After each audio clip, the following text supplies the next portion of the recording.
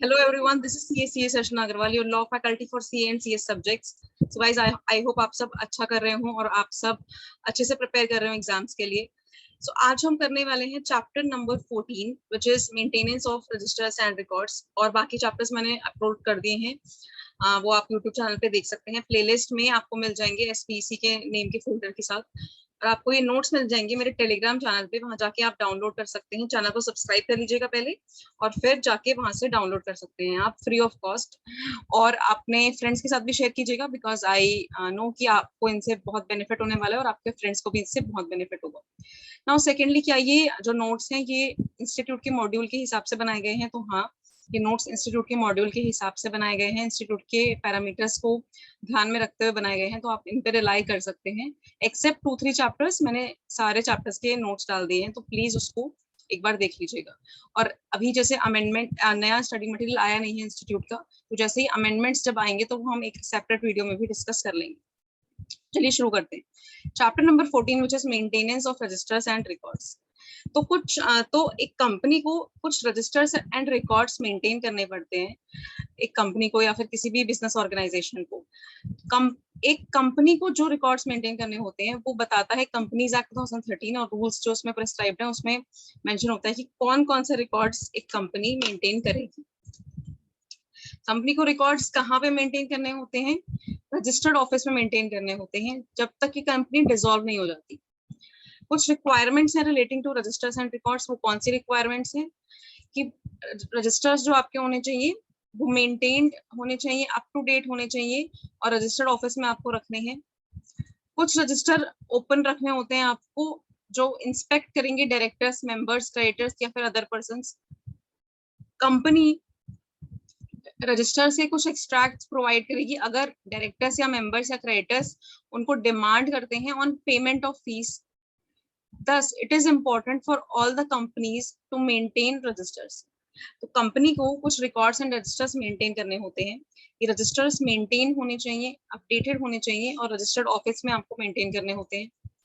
It is required to be kept open for inspection. कुछ registers आपको open रखने होते हैं ताकि वो डायरेक्टर्स या मेंबर्स या क्रेडिटर्स इंस्पेक्ट कर पाए. उन्हें जब भी देखना हो कुछ तो उसको वो इंस्पेक्ट कर पाए. Company to provide extracts of registers if demanded by directors, members, creditors on payment of fees. तो कंपनी प्रोवाइड करेगी एक्सट्रैक्ट्स ऑफ रजिस्टर्स. एक्सट्रैक्ट्स मतलब उसके कुछ पार्ट ऑफ रजिस्टर्स अगर डिमांड करते हैं डायरेक्टर्स, मेंबर्स, क्रेडिटर्स कुछ पेमेंट ऑफ फीस पे.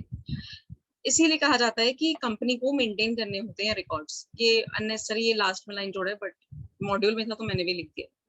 List of registers and records to be maintained by enterprise. तो एक कंपनी को कौन कौन से रिकॉर्ड्स और रजिस्टर्स मेंटेन करने होते हैं, इनमें से आप 6-7 लर्न कर लीजिएगा तो आई गेस इनफ हो जाएंगे. 7-8 लर्न होने चाहिए. Statutory records to be maintained by companies under companies act 2013. MGT 1 prepare करना होता है, मेंटेन करना होता है रजिस्टर ऑफ मेंबर्स के लिए. इनमें सारे मेंबर्स की डिटेल्स आती है MGT 1 में. MGT 2 में आपका आता है रजिस्टर ऑफ डिबेंचर होल्डर्स या फिर अदर सिक्योरिटी होल्डर्स. जो भी डिबेंचर होल्डर्स हैं या सिक्योरिटी होल्डर्स हैं उनकी इसमें पूरी डिटेल्स आती है. MGT 3 में आता है foreign register of members, debenture holders, other security holders और beneficial owners residing outside India. Register के नाम से ये register of directors and key managerial person, their share holding. फिर रजिस्टर के नाम से है index of members, register and index of beneficial owners, register of renewed and duplicate share certificate, register of sweat equity shares. SH3 में आता है. SH2 में आता है register of renewed and duplicate share certificate. SH6 में आता है register of employ stock option. SH10 में आता है register of shares other securities. Register में आता है रजिस्टर ऑफ डिपॉजिट्स. CHD 7 में आता है रजिस्टर ऑफ चार्जेस. MBP 2 में आता है register of loans, guarantee, security and acquisitions made by company. MBP 3 में आता है register of investment not held in its own name by company. MBP 4 में आता है register of contracts with related party and contracts in which directors interested. इनमें से आप कोई भी 6-7 लर्न कर लेंगे तो वो इनफ होगा.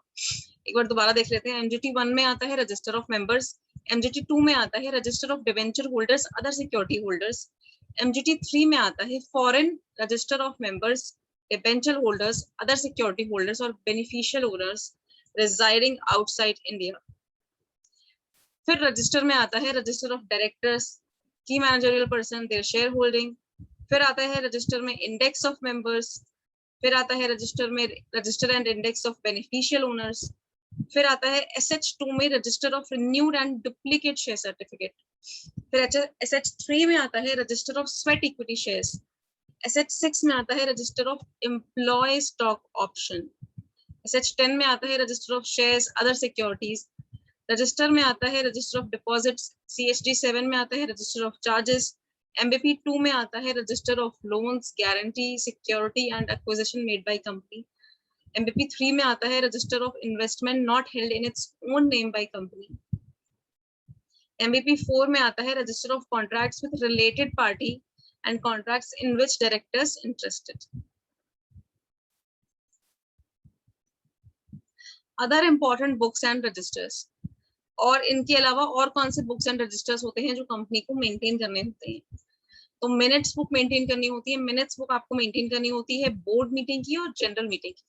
बोर्ड मीटिंग की मिनट्स बुक और जनरल मीटिंग की मिनट्स बुक। जनरल मीटिंग में भी AGM जो हो रही है आपकी एनुअल जनरल मीटिंग, और EGM जो हो रही है एक्स्ट्रा ऑर्डिनरी जनरल मीटिंग, इनकी मिनट्स मेंटेन करने होते हैं। नेक्स्ट आपको मेंटेन करने होते हैं books of accounts, financial statements, registers of directors, attendance at board committee meetings, attendance record of members at general meetings. In case of postal ballot forms received. तो minutes book maintain करने होते हैं board meeting minutes book में, general meeting minutes book में आपको AGM, EGM के minutes record करने होते हैं, books of accounts, financial statements record करने होते हैं, register of directors, attendance at board committee meetings maintain करने होते हैं, रिकॉर्ड ऑफ मेंबर्स, जो मेंबर्स हैं उनकी अटेंडेंस रिकॉर्ड के रजिस्टर्स मेंटेन करने होते हैं, जनरल मीटिंग्स के कि उन्होंने कौन सी मीटिंग्स अटेंड करी हैं उसका रिकॉर्ड मेंटेन करना होता है। In case of postal ballot के केस में पोस्टल बैलेट फॉर्म्स रिसीव, उनका रिकॉर्ड मेंटेन करना होता है। अच्छा, फाइनेंशियल हेड्स में कौन से फाइनेंशियल रिकॉर्ड्स में कौन से रिकॉर्ड्स मेंटेन करने होते हैं एक एंटरप्राइज को या एक कंपनी को?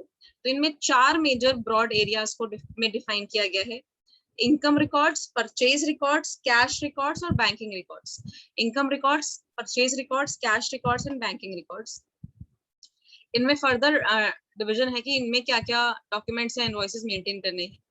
तो इनकम रिकॉर्ड्स में आपको name of issuing business, address of business, date of issue, serial number, corporate identification number अगर कंपनी है तो, service tax, GST, description of goods, services, prices, details of taxes levied, total invoice value, ये maintain करना होता है।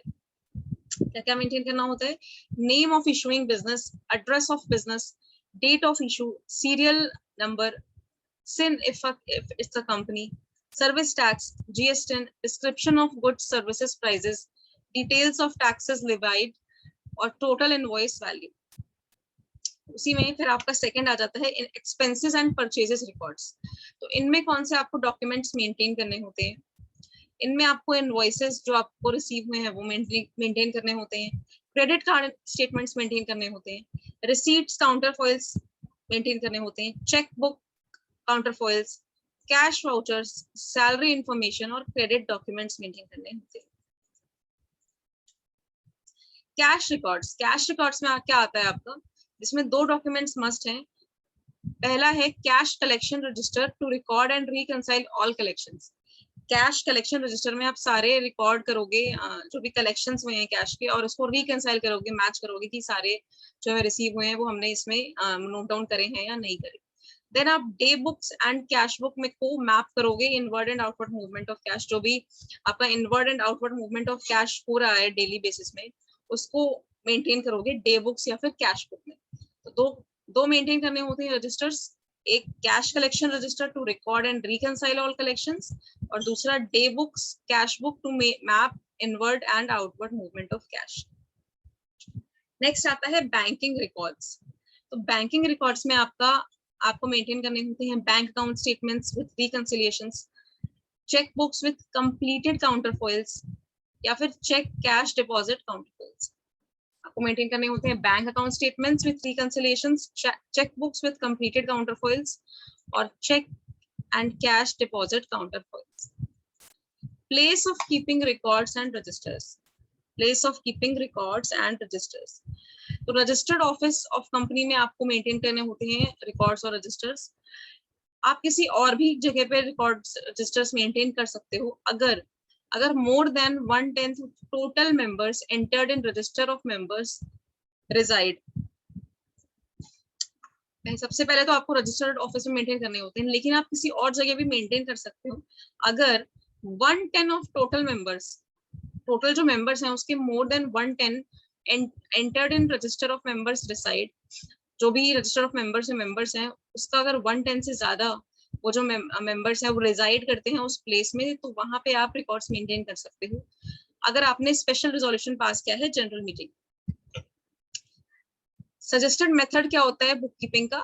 आप जैसे bound में भी रख सकते हो और लूज लीफ भी रख सकते हो। जो लूज लीव्स होती हैं, लूज लीव्स मतलब सारे जो उसके डॉक्यूमेंट्स होंगे वो अलग अलग होंगे, तो उसमें भी मेंटेन कर सकते हो या फिर बाउंड भी कर सकते हो कि वो इकट्ठा एक साथ हो, और टुगेदर भी कर सकते हो। Inspection of statutory registers.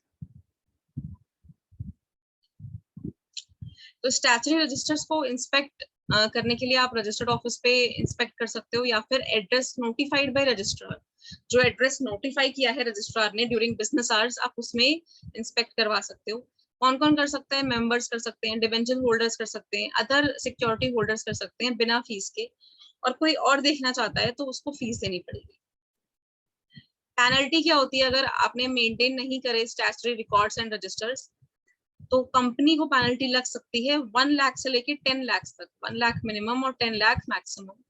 Officers जो ऑफिसर्स हैं जो इसमें जो जिन्होंने डिफॉल्ट किया है इस स्टैट्यूटरी रजिस्टर्स को मेंटेन करने में, उनको इम्प्रिजनमेंट हो सकता है 6 मंथ्स तक के लिए, और फाइन लग सकता है 25,000 से लेके 1 लाख तक के लिए।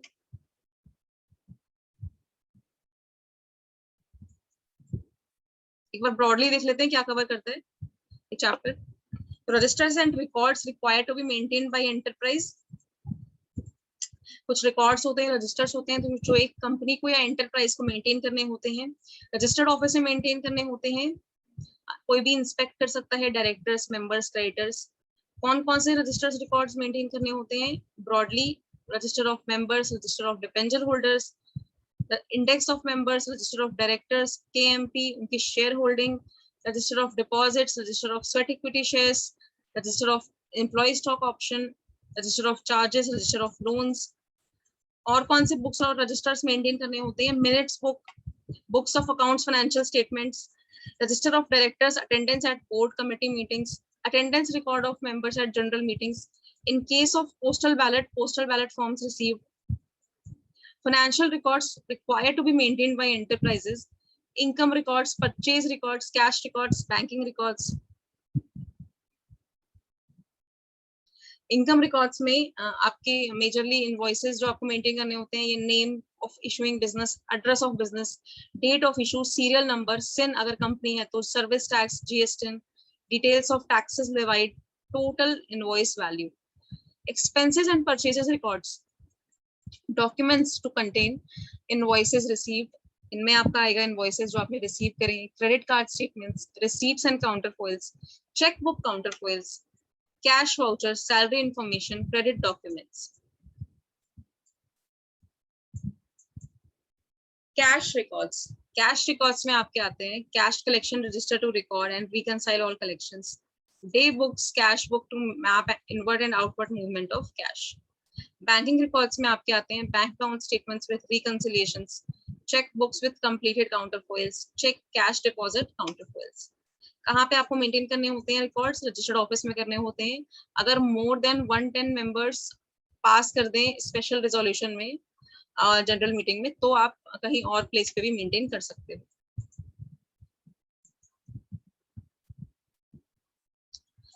सजेस्टेड मेथड क्या होता है बुक कीपिंग का? बाउंड और लूज लीफ में किसी में भी आप कर सकते हो या फिर साथ में भी कर सकते हो। Inspection of statutory registers at registered office या फिर कोई दूसरा एड्रेस। अगर किसी को भी बुक्स ऑफ अकाउंट्स या फिर स्टैट्यूटरी रजिस्टर्स को इंस्पेक्ट करना है तो वो कर सकते हैं। Members, debenture holders, other security holders बिना फीस के कर सकते हैं, और कोई और पर्सन जो है वो फीस के साथ पे करके देख सकता है रिकॉर्ड्स को। नाउ अगर आपने कोई डिफॉल्ट किया है तो आपको पेनल्टी पे करनी पड़ेगी। अगर कंपनी है तो कंपनी को 1 लाख से लेके 10 लाख तक पेनल्टी पे करनी पड़ेगी, और ऑफिसर्स हैं तो ऑफिसर्स को जेल मैंने लिखा है शॉर्ट फॉर्म में, बट आप इम्प्रिजनमेंट लिखिएगा एग्जाम्स में। और जो ऑफिसर्स हैं जिन्होंने ये डिफॉल्ट किया है उनको इम्प्रिजनमेंट हो सकता है अप टू 6 months, और फाइन 25,000 से लेके 1 लाख तक का फाइन लग सकता है। So guys, this was about chapter number 14 था I guess, statutory registers. I hope ये आपको पसंद आया हो, और इसके नोट्स आपको टेलीग्राम चैनल पे मिल जाएंगे। ये क्लब करके 3-4 चैप्टर्स का नोट्स है, ये मैंने डाले हैं, आप प्लीज उसमें फाइल्स में देख लीजिएगा, उसको डाउनलोड करके आप पढ़ सकते हैं। एंड आई होप ये आपको पसंद आए। प्लीज अपने फ्रेंड्स के साथ भी शेयर कीजिए, और चैनल को लाइक कर दीजिए और सब्सक्राइब कर दीजिए। And I see you next time. तब तक के लिए टेक केयर।